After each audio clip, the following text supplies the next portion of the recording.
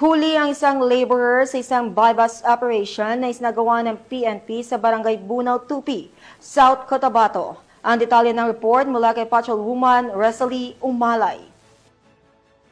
Arestado ang isang 45 anyos na laborer na si alias Sami sa isang buy-bust operation sa Barangay Bunaw noong Oktubre taong kasalukuyan, bandang alas 7:20 ng gabi. Isinagawa ang operasyon ng Tupi Municipal Police Station, katuwang ang iba pang unit ng pulisya at sa koordinasyon ng PDEA 12. Nahuli ang sospek sa aktong pagbebenta ng hinihinalang shabu sa isang pusher buyer. Nakuha sa kanya ang isang mark sachet ng hinihinalang shabu at siyang sachet sa loob ng plastic container at 500 buy-bust money.